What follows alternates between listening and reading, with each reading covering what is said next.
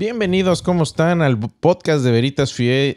Estamos transmitiendo en vivo como todos los martes. Estamos muy felices de estar con ustedes y estoy con mi coequipera y mi compañera de vida, el amor de mi vida, Mónica Franco. ¿Cómo estás, Moni? Cris, siempre es un honor estar aquí contigo. No te pongas roja, ¿eh? Muchas gracias a todos por acompañarnos. Estamos muy contentos de estar aquí en el podcast otra vez. La semana pasada estuvimos con muchísimo trabajo. Se nos hasta olvidó poner un aviso de que no iba a haber podcast. Estábamos tristes, Cris, pero ya estamos de vuelta. Yo te echo la culpa a ti, Moni.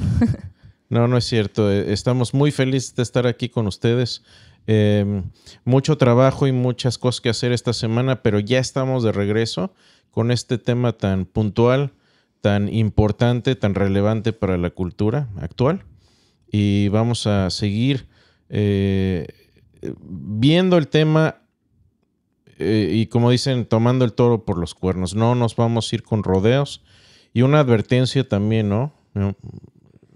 Sí, la decimos de una vez y la decimos cuando vayamos a empezar. Sí. Este programa, tengan cuidado si lo van a escuchar, no es para niños chiquitos. Adolescentes que ya tengan capacidad de escucharlo y adultos, por favor, lo que vamos a estar hablando hoy.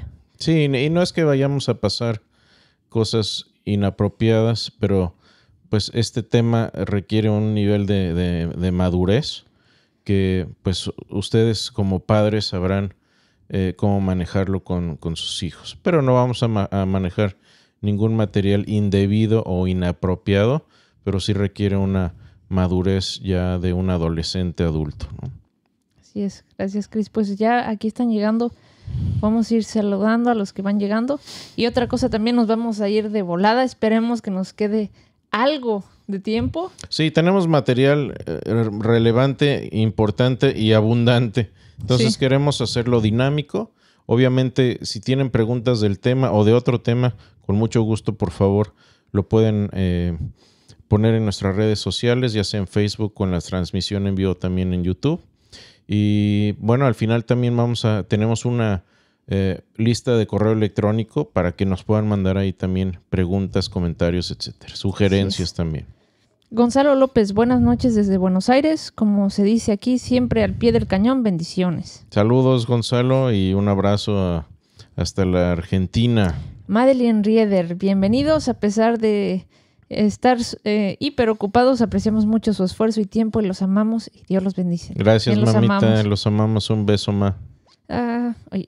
Irving Terrazas Molina, Dios los bendiga, que el Señor nos instruya el día de hoy y saludos desde Lerdo, Durango. Amén, gracias. Emanuel Mendoza, les mando un abrazo muy grande desde Mexicali. Me gustaría... Se están perdiendo los comentarios hoy. Perdón.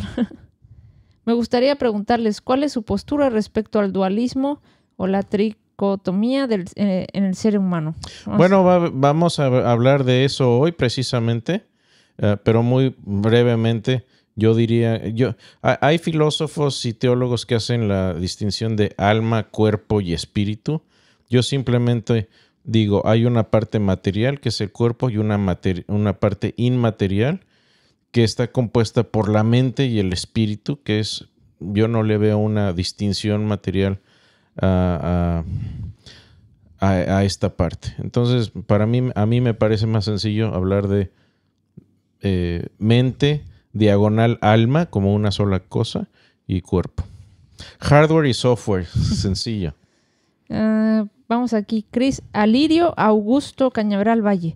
Muy buenas noches. Es un tema que todo cristiano debe apoyar y prepararse. Dios los bendiga y saludos desde Medellín, Antioquia, Colombia. Gracias por enseñarnos. Saludos hasta Medellín, hasta el sur de las Américas. Dentro de unos 3 minutitos podemos ya empezar. Y también una sugerencia es que si están empezando a ver este tema, que vean los temas anteriores de esta temporada para que puedan ponerse al tanto. Tiene una secuencia y yo diría que este tema que estamos viendo acerca del aborto es un entrenamiento bastante completo. Es decir, si uno asimila el material que estamos compartiendo, va a poder tener conversaciones significativas y productivas, pues con cualquier tipo de persona, ya sea que esté confundida en cuanto al tema del aborto o que sea alguien acérrimamente pro aborto. Para eso estamos compartiendo todo este material. Chris, George Jiménez dice, para valorar a un sujeto moralmente, este tiene que tener conciencia sensitiva, un sistema nervioso activo. Bueno, precisamente estoy en desacuerdo rotundamente y vamos a hablar de ese tema hoy.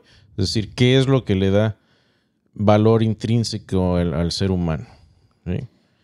Wanda Valenzuela, bendiciones desde República Dominicana.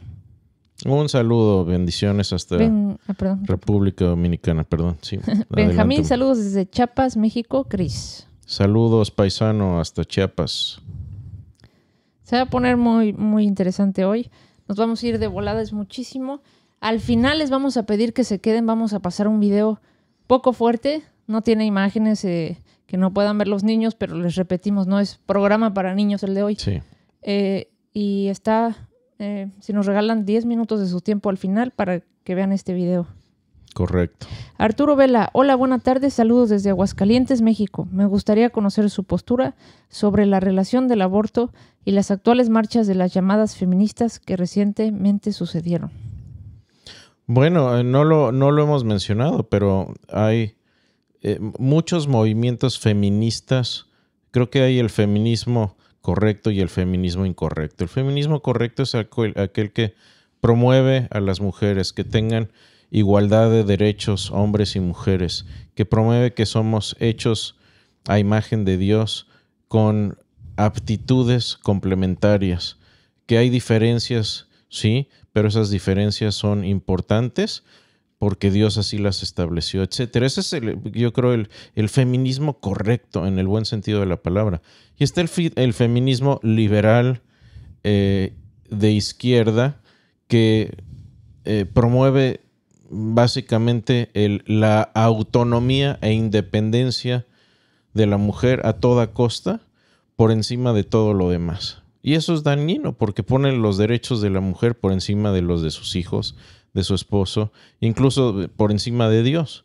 Y ese no es el diseño divino, ¿sí? Entonces, pues sí, muchas mujeres feministas en este sentido son pro aborto. ¿Por qué?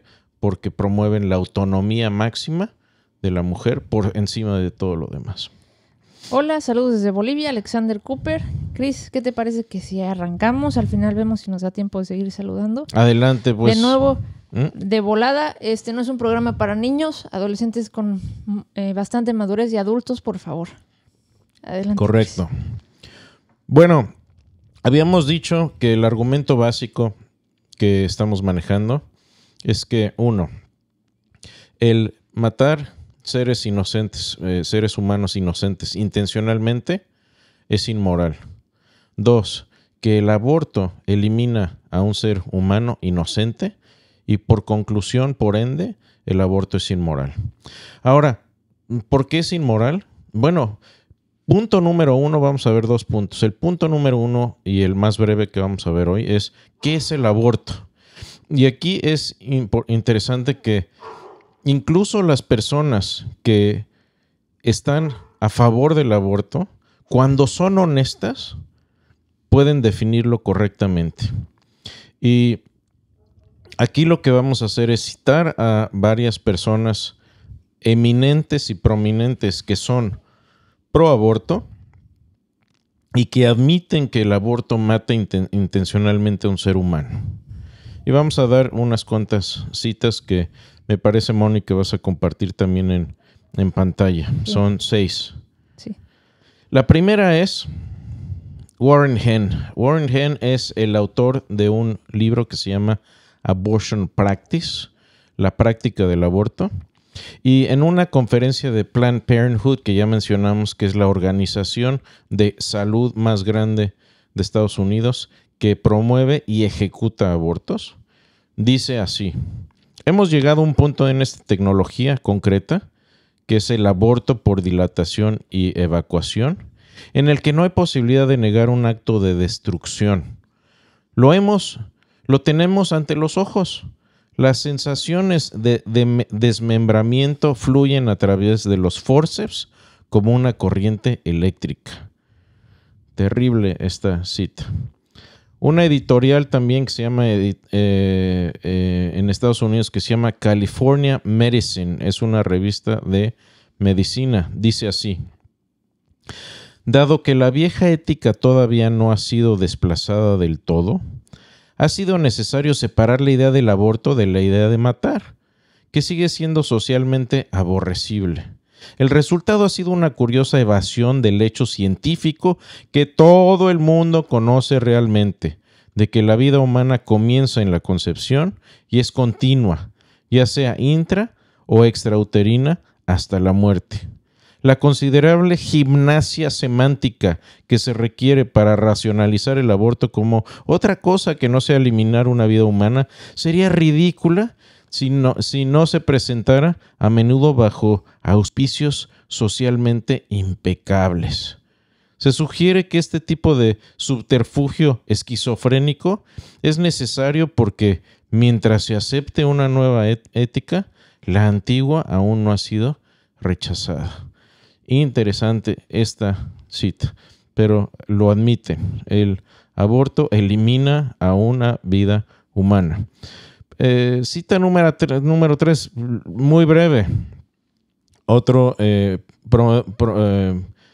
persona que promueve el aborto, Ronald Dworkin, en una publicación llamada Life's Dominion, dice: el aborto mata deliberadamente a un embrión en desarrollo y es una elección de muerte. Sin más ni menos. Hablábamos de feministas. Bueno, aquí está una. Faye Waterton, expresidenta de Planned Parenthood, dice así: creo que nos hemos engañado creyendo que la gente no sabe que el aborto es matar. Así que cualquier pretensión de que el aborto no mata es una señal de nuestra ambivalencia, una señal de que no podemos decir que sí, que mata a un feto. Otra destacada autora y feminista, Naomi Wolf, dice así en una revista llamada The New Republic: aferrándonos a una retórica sobre el aborto en el que no hay vida ni muerte, enredamos nuestras creencias en una serie de autoengaños, mentiras y evasivas, y corremos el riesgo de convertirnos precisamente en lo que nuestros críticos nos acusan de ser: hombres y mujeres insensibles, egoístas y casualmente destructivos que comparten una visión rebajada de la vida humana. Necesitamos contextualizar la lucha para defender el derecho al aborto dentro de un marco moral que admita que la muerte de un feto es una muerte real. Entonces, ya lo que está diciendo es: sí, mata una vida humana, pero vamos a justificarlo, que me parece aún más espeluznante. Otra feminista, Camille Paglia, dice: por eso siempre he admitido francamente que el aborto es un asesinato. El exterminio de los impotentes por los poderosos. Los liberales en su mayoría han evitado enfrentarse a las consecuencias éticas de su aceptación del aborto, que tiene como resultado la aniquilación de individuos concretos y no solo de un grupo o tejido o grupo de células sin sentido. Tremendo. Francamente dice, utiliza la palabra asesinato. Y último, pero mención muy importante: juez de la Suprema Corte de Justicia de los Estados Unidos, el juez Anthony Kennedy, también partidario del aborto, dice así: el feto en muchos casos muere igual que lo haría un adulto o un niño. Se desangra hasta morir mientras le arrancan miembro a miembro. El feto puede estar vivo al comienzo del proceso de desmembramiento y puede sobrevivir durante un tiempo mientras le arrancan los miembros. El doctor Leroy Carhart, un doctor abortista, ha observado latidos fetales con extensas partes del feto extirpadas y declaró que el mero desmembramiento de un miembro no siempre causa la muerte, porque sabe de un médico que extirpó el brazo a un feto solo para que éste naciera como un niño vivo con un solo brazo. Al término de un aborto por legrado, el abortista se queda con una bandeja llena de trozos. Espeluznantes todas estas citas, y lo que más me asusta, Moni, es que por un lado están diciendo la verdad y por el otro están admitiendo que eso es lo que es, pero no solo eso, están dispuestos a defender su posición. Y me parece... satánico. Esa es la palabra. Satánico, definitivamente. No sé si hay algo más que mencionar de esto, pero así como estas, son unas cuantas citas nada más de gente pro aborto que por lo menos han tenido la decencia de ser honestos y digo, con las consecuencias espeluznantes de decir, sí, es un asesinato y lo vamos a defender. La siguiente pregunta y tiene relación con algunos comentarios que nos hicieron ahorita al principio, es acerca del valor moral del ser humano. Y esto vamos a pasar un poco de tiempo aquí. ¿Por qué? La pregunta es, ¿por qué son moralmente valiosos los seres humanos? ¿Por qué? ¿Por qué tenemos más valor que el resto del reino animal? Y si está mal hacer daño a personas por su color, por su color de piel o su sexo, ¿por qué está entonces bien hacerlo por su tamaño, por su nivel de desarrollo, por su ubicación o por su nivel de dependencia? Porque eso es lo que es un aborto. Entonces, todos y cada uno de los seres humanos tenemos el mismo derecho a la vida, solo que algunos tienen o solo algunos la tienen en virtud de cierta característica que ninguna otra persona o grupo de personas comparte por igual, y que esta característica puede desaparecer y aparecer, ¿sí? ¿Qué es lo que nos hace humanos? Es la pregunta central. Y aquí hay dos perspectivas rivales que responden a esta cuestión de igualdad humana. Y vamos a analizar cuál de las dos es mejor, cuál de las dos perspectivas rivales explica mejor por qué tenemos valor los seres humanos, básicamente. Y la primera es la llamada perspectiva funcionalista. Perspectiva funcionalista.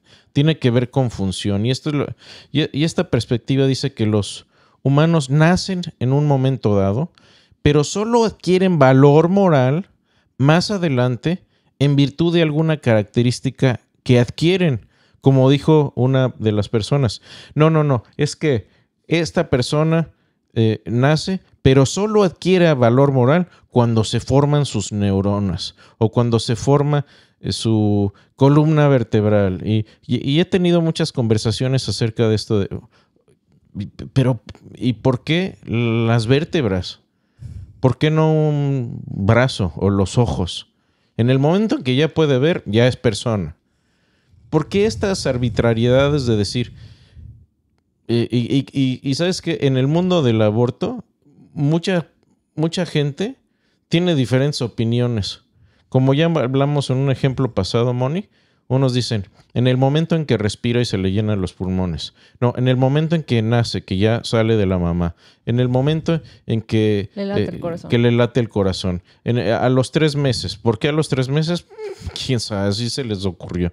¿Y por qué no a los 2 días o a los 15 o cuando se le forman las orejas?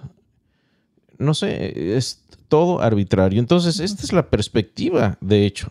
Y aquí el problema es, pues, ¿cuál de todas estas características adquirida es la que te da valor moral? Algunos dicen que es autopercepción o autoconciencia. En el momento en que ya puedes autopercibirte y tienes conciencia, entonces listo, ya tienes valor. Es lo que comentaban ahorita.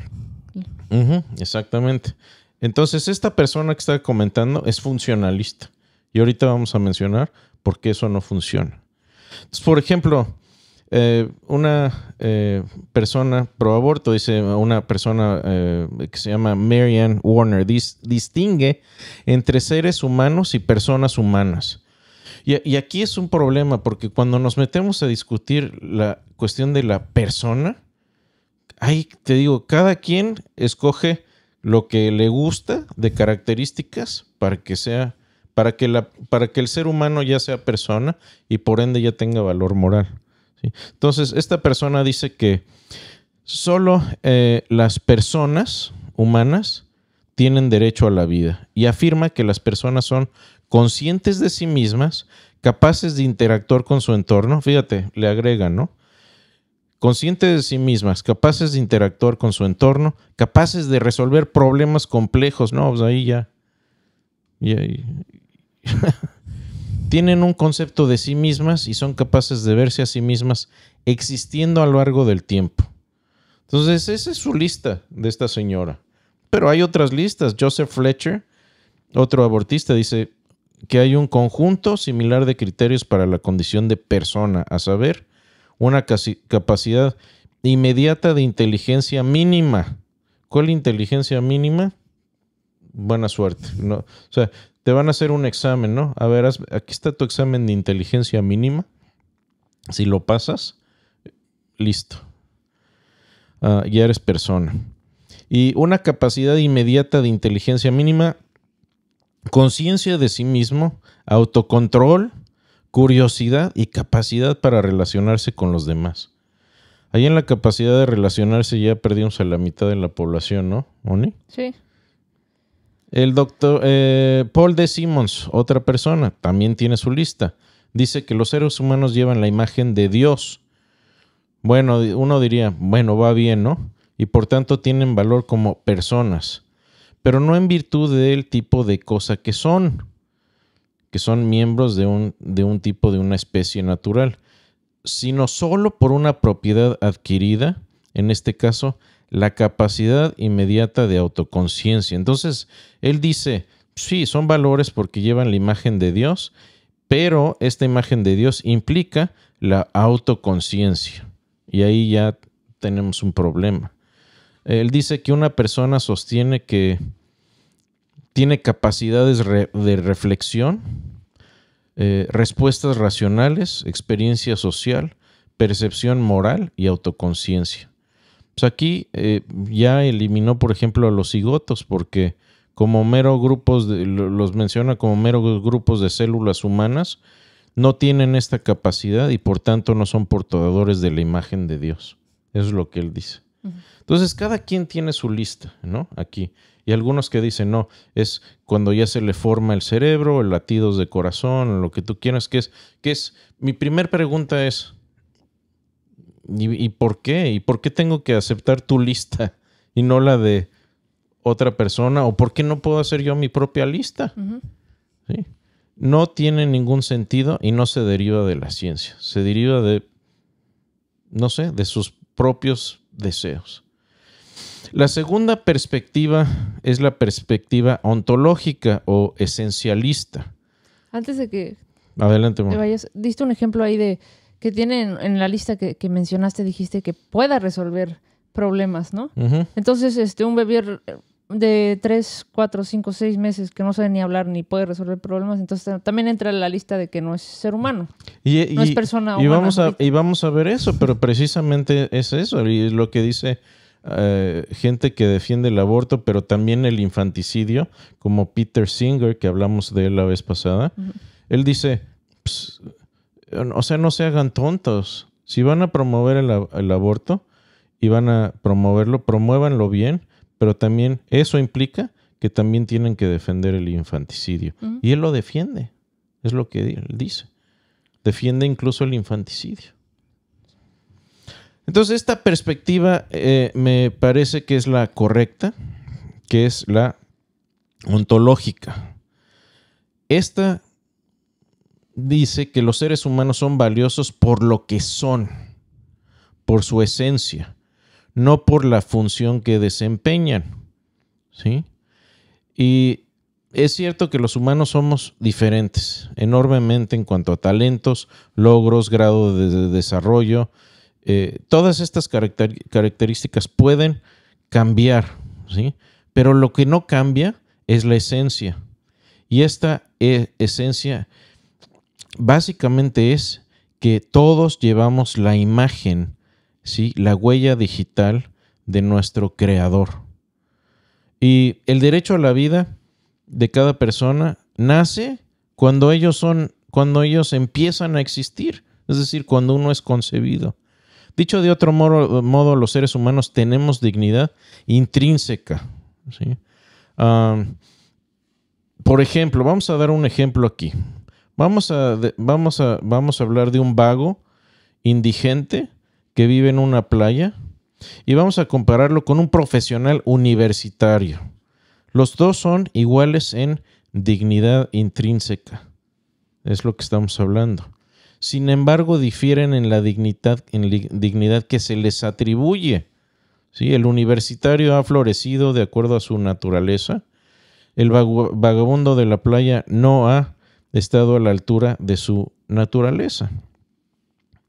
No se ha superado, etc. Entonces, nuestra concepción de la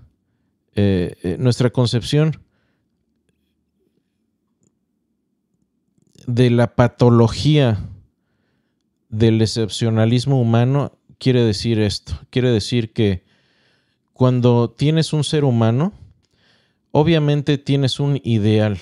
Y para nosotros ese ideal como cristianos es Jesucristo. Es con quien nos estamos midiendo, ¿sí? Y obviamente mientras más te acerques a eso, más te estás acercando al ideal humano, porque más te estás pareciendo a tu creador.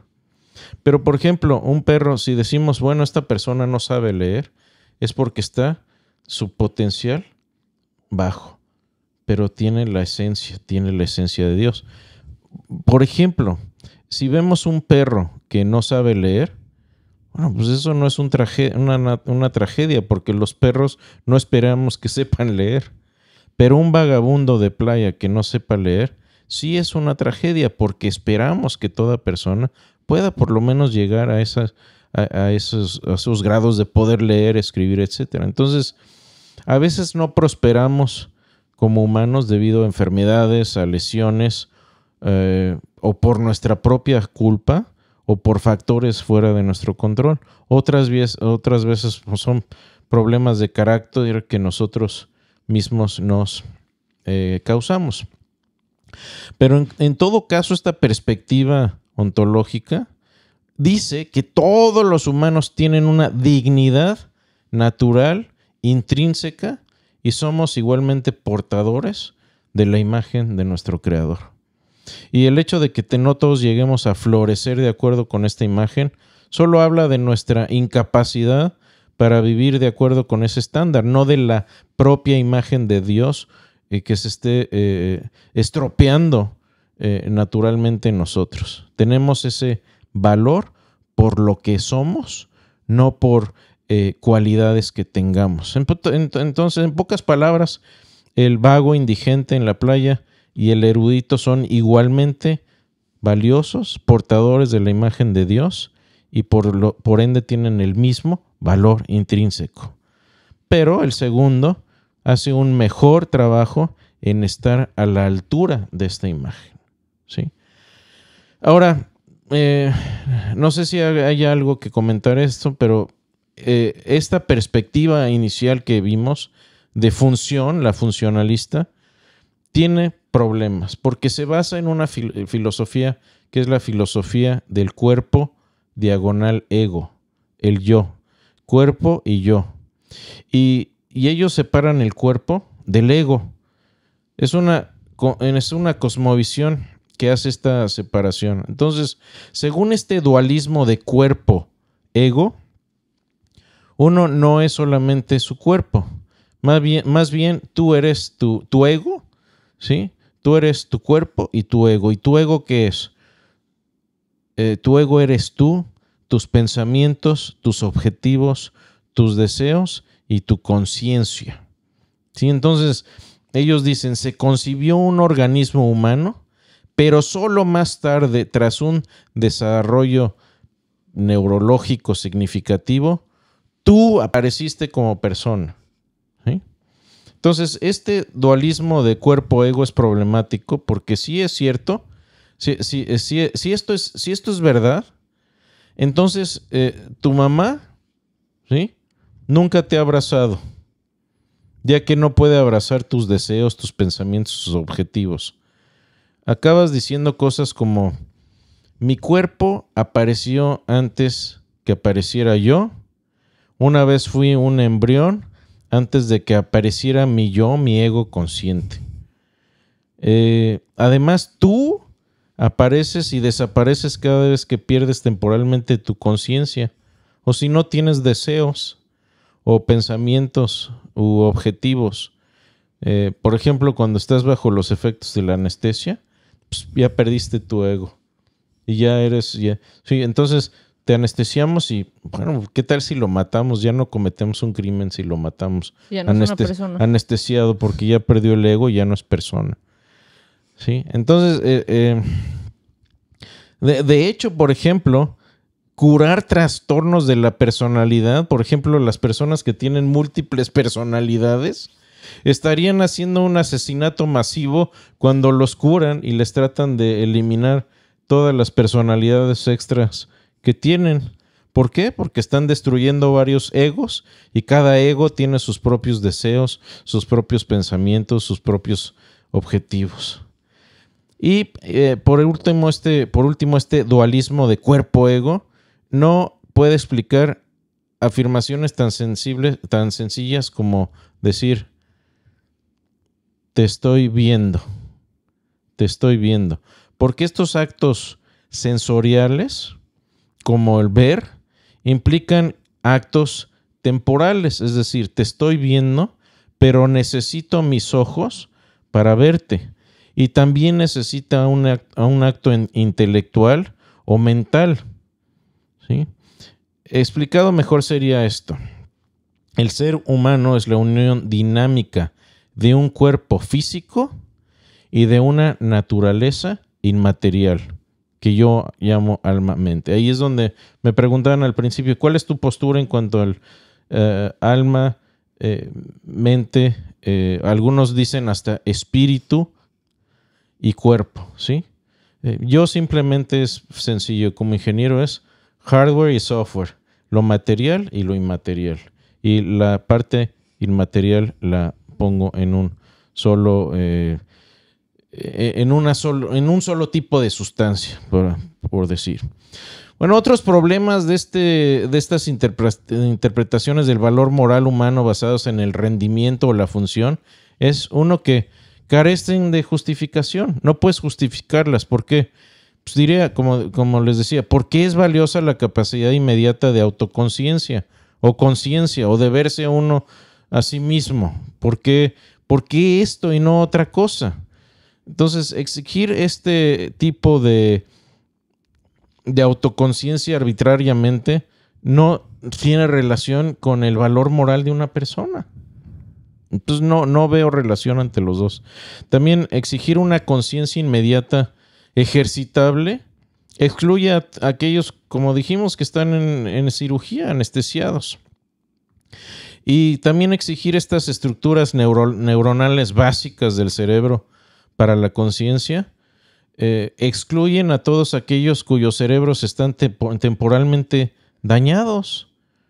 ¿Sí? Si yo tengo un accidente y se me daña parte del cerebro y empiezo a perder mi conciencia, o gente con enfermedades mentales. O todos los adolescentes. Híjole, no me lleves, sí, exactamente. Entonces, ya cualquier persona con una enfermedad mental que no pueda tener un sentido amplio de autoconciencia, ya tiene un problema y se le empieza a reducir la humanidad. Esto es muy, muy problemático. Y también esta perspectiva se pasa de la raya moral. Todas estas definiciones sitúan la llegada de la personalidad en algún momento arbitrario después del nacimiento, lo que significa que como bien decías tú, Moni, los recién nacidos quedan descalificados. Después de todo, los bebés no pueden tomar decisiones conscientes ni interactuar con su entorno, sino hasta unos meses después, como bien dijiste. Pero ni los niños chiquitos. No, y muchos niños chiquitos también, sino hasta muchos meses después. Entonces, como mencioné bien, Peter Singer en su libro Practical Ethics dice, si la autoconciencia determina el valor moral humano y los recién nacidos y los fetos carecen de ella, ambos quedan descalificados de la comunidad de personas. Peligrosísimo esto. Entonces no se puede trazar una línea arbitraria en el nacimiento y eximir al recién nacido. Sí, Abraham Lincoln planteó una cuestión similar con la esclavitud. Dijo que cualquier argumento utilizado para descalificar a la gente de color como ser humano valioso sirve igualmente para descalificar a los blancos o cualquier otro tipo de etnia. Mismos argumentos. Entonces, si tú dices que A es blanco y B es negro, entonces la persona con el color de piel más clara tiene derecho a esclavizar al demás piel más oscura, o al revés. Cuidado con esto, porque por medio de esta lógica, tú serías esclavo del primer hombre que encuentres con una piel más clara que la tuya. Cuidado. Ahora, quiere decir, por ejemplo, que los blancos son intelectualmente superiores a los negros y por lo tanto tienen derecho a esclavizarlos. De nuevo, cuidado con esto. Entonces, según esta regla, serás el esclavo del primer hombre con intelecto superior al tuyo. Fíjate, si es por intelecto y por una capacidad cognitiva, entonces, como decíamos, te vamos a hacer un examen y los que tengan el coeficiente intelectual más grande van a subyugar a los demás. Muy, muy problemática esta postura. Chris, también mencionaste en tu lista que tengas capacidad de resolver problemas. Sí. Yo conozco a muchos adultos que no tienen esa capacidad. No, y incluso puedes decir, a ver, si yo ya resuelvo un problema más complejo que el tuyo, ¿ya te puedo esclavizar? ¿O eres menos humano que yo? ¿O tienes menor valor intrínseco moral que yo? Uh-huh. Sí, no eres entonces, humano, no eres persona. A la hora de escoger quién va a comer porque ya se están acabando los cultivos en la tierra, ¿qué es lo que vamos a hacer? A ver, ahí les va su examen de matemáticas y el que tenga los que hayan cumplido del 50% para abajo en el examen, pues los vamos a eliminar. Y una pregunta, ¿qué es lo que estaba haciendo Hitler? Precisamente ese fue su criterio para eliminar no solo a 7 millones de judíos, sino indeseables. Él dijo, vamos a darle una ayudita al proceso evolutivo y los más rezagados evolutivamente con síndrome de Down, con enfermedades mentales, con retrasos, etcétera, vamos a eliminarlos. Entonces, esta perspectiva lleva a problemas muy serios moralmente. Tampoco puede explicar la igualdad humana básica. ¿Por qué? Porque si, por ejemplo, los seres humanos tienen un valor por alguna propiedad adquirida, como el color de piel o la conciencia, o en virtud del tipo de cosa que son, entonces se deduce que ya que estas propiedades adquiridas se dan en distintos grados, entonces tenemos humanidad en distintos grados. Unos son más humanos que otros, según los criterios que podamos decidir aquí, ¿sí? Entonces, esta regla, esto pone esta posición en un lugar muy filosóficamente y teológicamente muy difícil. Creo que es más fácil y correcto, moralmente correcto, que los seres humanos difieren enormemente en cuanto a talentos, logros, grados de desarrollo, cualidades físicas, genéticas, etcétera, pero son iguales porque comparten una naturaleza humana común, que es el ser hechos a imagen y semejanza de Dios. Los seres humanos tienen un valor simplemente por ser humanos, no por alguna propiedad adquirida que puedan ganar o perder a lo largo de su vida.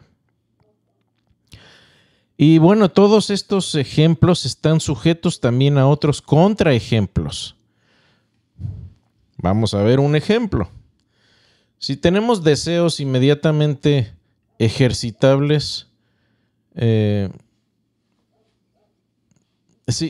por ejemplo, si el tener deseos inmediatamente ejercitables es lo que nos da derecho a la vida y a pertenecer a la raza humana, entonces aquí surgen ciertos contraejemplos. Podríamos decir que, por ejemplo, podemos adoctrinar a un esclavo para que no desee su libertad, ¿sí?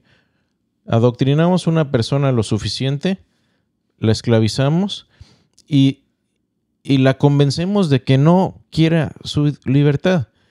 El que no quiera su libertad ¿significa que la persona no tiene derecho a ser libre? Claro que no. Entonces, si el defensor del aborto dice que sí, porque el esclavo tiene un deseo de ser libre idealmente, entonces está tomando prestado del punto de vista pro vida. ¿Por qué? Porque nuestra naturaleza humana común, al no tener deseos inmediatamente ejercitables, fundamenta nuestros derechos fundamentales. O tomando otro ejemplo, vamos a suponer que un científico altera quirúrgicamente el cerebro de un feto en desarrollo para que nunca pueda tener deseos, ¿sí? 2 años después, el niño es asesinado para que sus órganos puedan ser extraídos y vendidos, utilizados para otras personas. Entonces, diríamos que ya que el niño no deseaba nada cuando lo mataron, diríamos que no fue un delito esto, simplemente porque el niño no tenía deseos. Entonces, si es así lo que se está haciendo aquí, se está haciendo el trabajo moral de destruir al ser humano simplemente cuando destruimos sus deseos. Es una táctica muy baja de deshumanización de la persona, ¿sí? Entonces, estas interpretaciones del valor humano que se basan en los deseos dan lugar a desigualdades muy, muy grandes que están en conflicto, ¿sí? Entonces, el decir, ¿sí? Si tu derecho a la vida es inalienable, es decir, que nadie te lo puede quitar, no te puedes tampoco despojar de él simplemente porque ya no deseas vivir. El que una persona ya no desea vivir no significa que no tenga derecho a la vida o que tenga menos valor moral que una persona que sí quiere vivir, ¿sí? Entonces, por eso un derecho es inalienable. Inalienable quiere decir nadie lo puede tocar, nadie te lo puede quitar y tampoco tú te lo puedes quitar. Es algo que viene de Dios, ¿sí? Ahora, veamos este punto de vista ontológico que defendemos aplicado al aborto, ¿sí? Los defensores de la vida sostenemos que no hay ninguna diferencia moralmente significativa entre el embrión que fuiste y el adulto que eres, si eres adulto, que justifique matarte en esta fase temprana de desarrollo, ¿sí? No hay diferencia moralmente significativa, eso es importante. Sí hay diferencias, claro que hay diferencias, pero no hay diferencias moralmente significativas que justifiquen eliminarte en esta etapa temprana de desarrollo. Las diferencias de tamaño, nivel de desarrollo, entorno y grado de dependencia no son buenas razones para decir que entonces no tienes derecho a la vida. Pero ahora sí, ¿sí? No son buenas justificaciones. Entonces, de nuevo, punto importante, no podemos hacer algún tipo de discriminación por tamaño, nivel de desarrollo, entorno y grado de dependencia. 4 cosas importantísimas. Vamos a ver cada una de ellas muy rápido, Moni. Ya estamos casi terminando aquí. Grado de dependencia. Pues, claro que dependía de mi mamá para sobrevivir los primeros meses. ¿Sí? ¿Desde cuándo depender de otro ser humano significa que podemos matarte? ¿Sí? Pensemos en los gemelos que están unidos, ¿no? Entorno. El lugar donde te encuentras no influye en lo que eres. ¿Cómo puede un viaje de 20 centímetros por el canal de parto cambiar la naturaleza esencial de lo que eres? Y de un lado del canal de parto se te puede matar, pero del otro ya no. Uh-huh. ¿Por qué? Y esa es una buena pregunta. Nivel de desarrollo.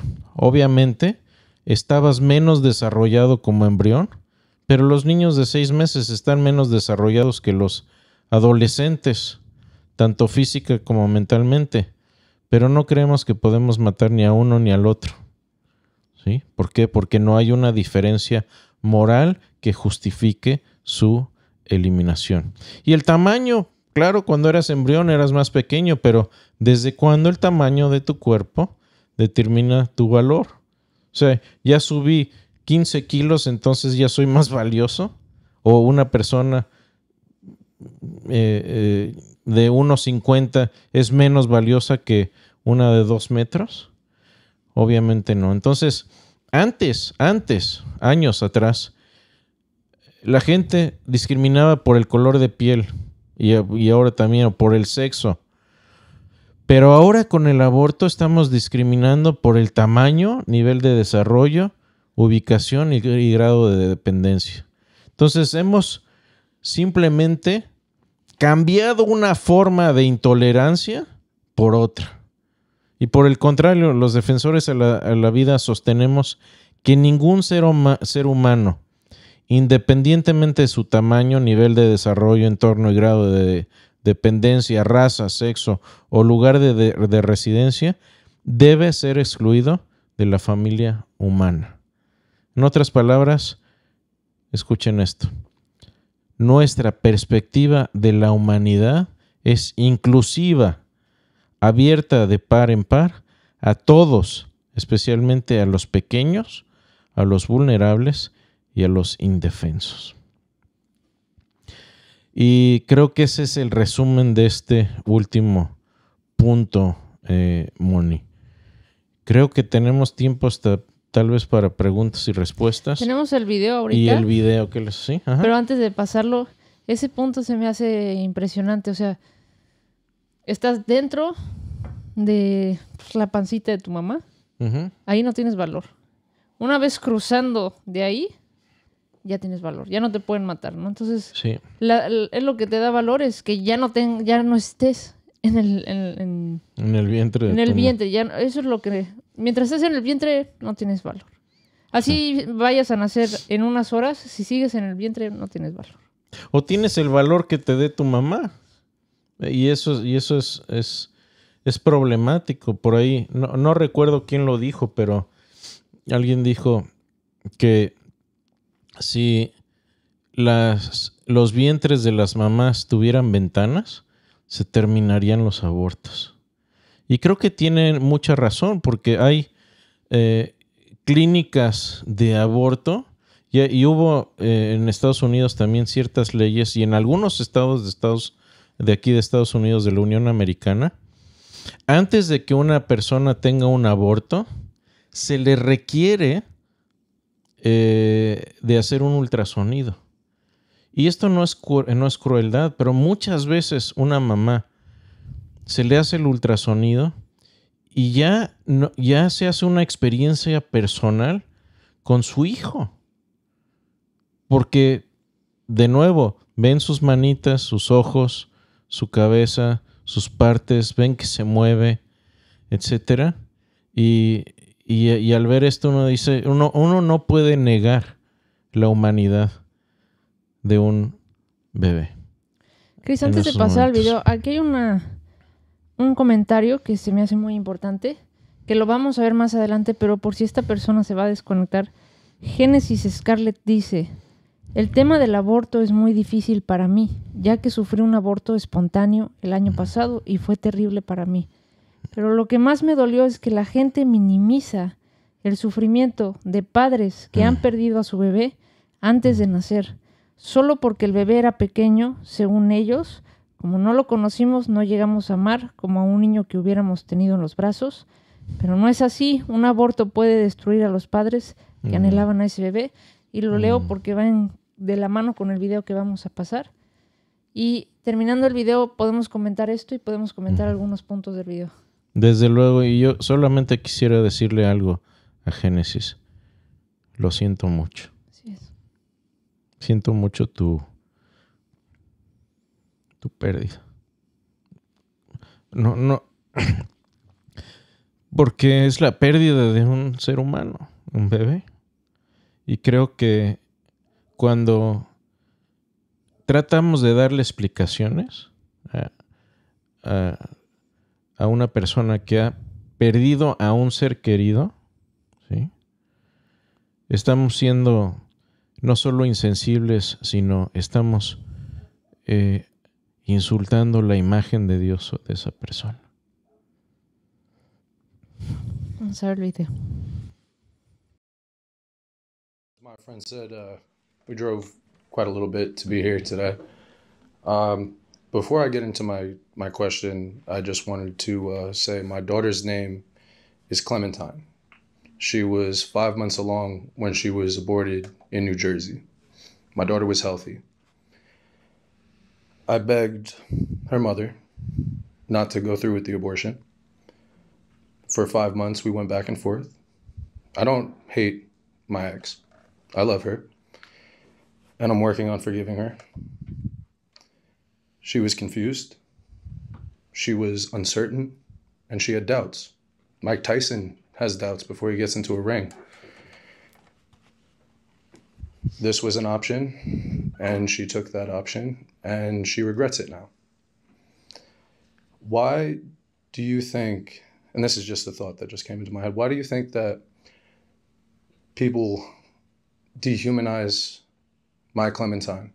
Why wasn't she human enough for people to help me mourn? Why wasn't she human enough for people to talk about? My mother was given birth to prematurely at 5 months. My daughter was 5 months. I didn't get to say goodbye to my daughter. I didn't know about the abortion until after it happened. I begged her not to do the appointment. She told me that she canceled it. My daughter was 5 months and she was ripped apart.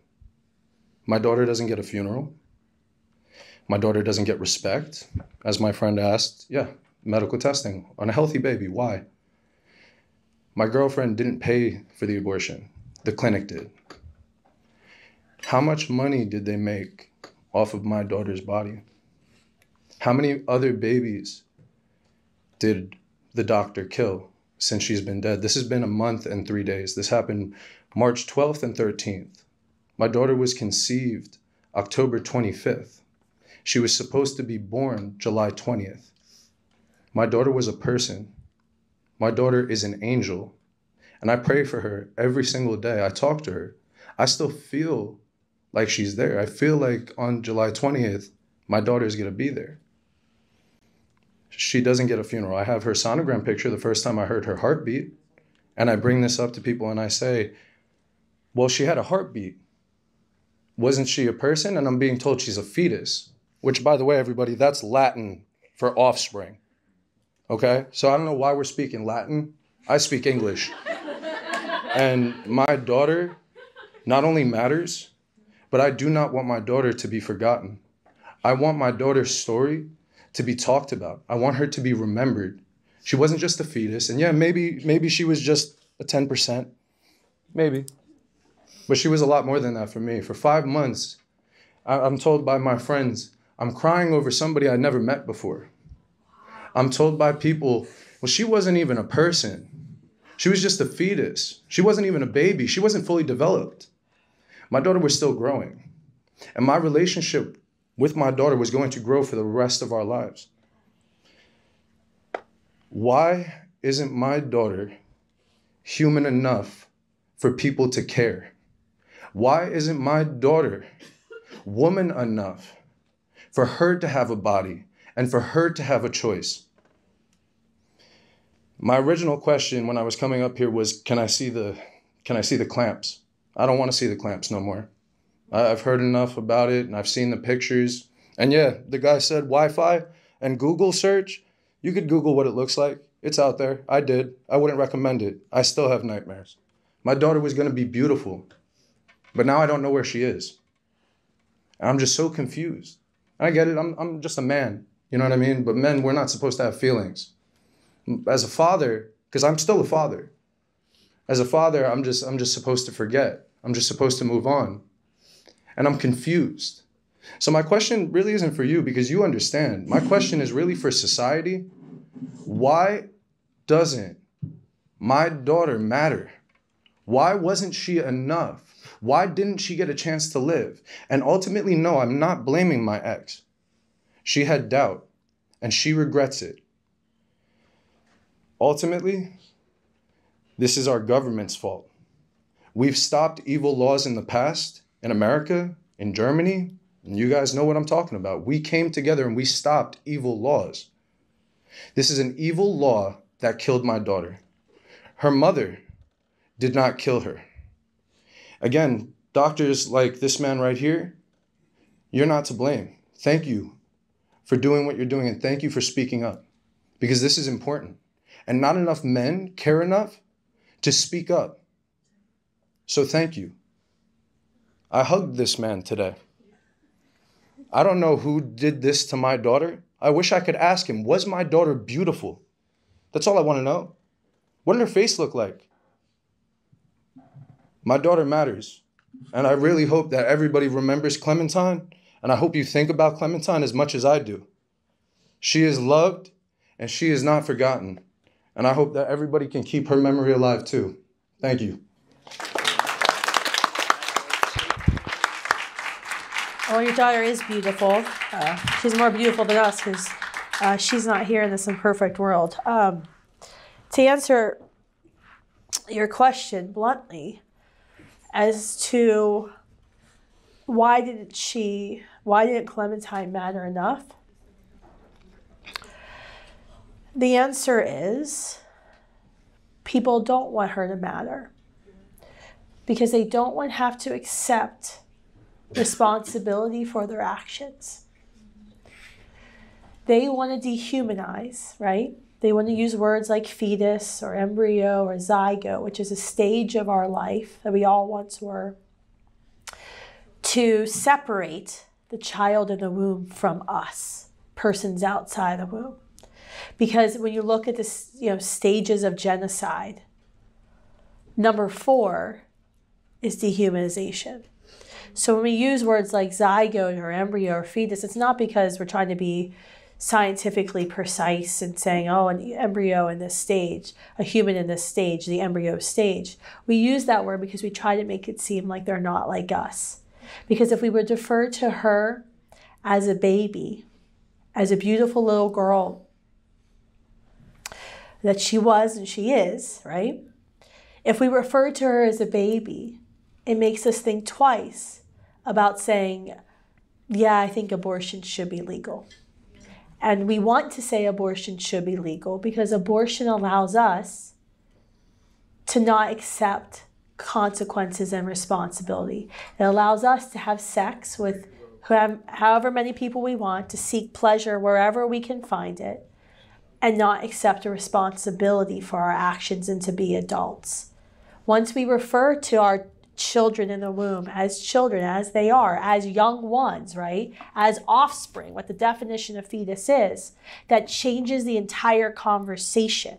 Because it's not just some foreign alien that doesn't look like us and therefore it's okay to kill them. We know it's a human being with rights, and just because their age or their size or level of development shouldn't change their human nature and their fundamental rights not to be killed. Your daughter, it was legal to kill your daughter because, and I'm going to get even more blunt, because we want to be selfish. We want to be able to do whatever we want and accept no consequences for it. Except in cases of sexual assault, we want to say abortion should be legal because we want to do what we want to do and we're more important than everybody else. That is selfishness. It's hedonism. It's immoral and it's wrong. But Clementine is beautiful. And she's in heaven, so she's in way more beauty than we are. So we already know that answer to that question. Thank you. As my friend said, we drove Ahí está quite a Chris. little bit to be here. Sí, bueno, muy duro el video. Quiero decir que no lo pusimos porque estemos de acuerdo con todo lo que dijo el joven que pasamos ahí. Él está hablando obviamente de una posición de dolor, de sufrimiento. Creo que la respuesta que le dio la oradora fue muy acertada y estamos de acuerdo en eso. Y creo que una esperanza para personas que han pasado por un aborto involuntario o un aborto en general es pues esa esperanza de que podemos hacer un muy buen caso bíblico y teológico de que estos niños están en la presencia de Dios. No vamos a adentrarnos mucho a eso, pero de nuevo estoy convencido de que lo que dijo la oradora es muy correcto, que estos niños están ya en presencia de Dios como personas. Así es, y también estoy muy de acuerdo en exactamente como lo dijo muy claro. Sí, un cigoto, un feto, que es la definición es descendencia.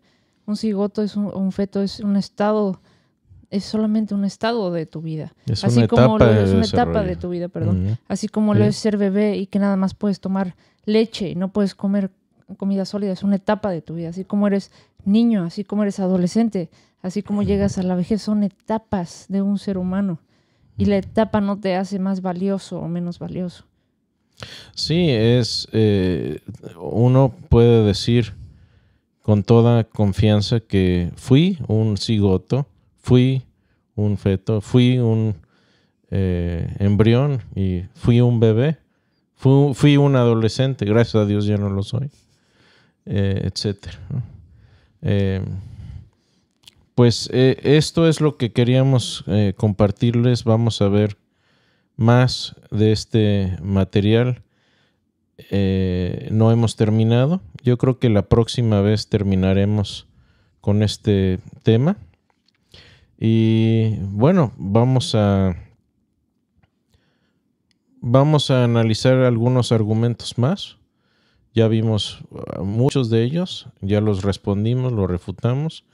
Y ya vimos también hoy, fue muy importante porque vimos que la única perspectiva que nos da una ética moral para justificar el valor intrínseco del ser humano es la perspectiva ontológica, es decir, ontos de naturaleza, que el ser humano tiene naturaleza moralmente valiosa porque tiene la imagen de su creador, de Dios.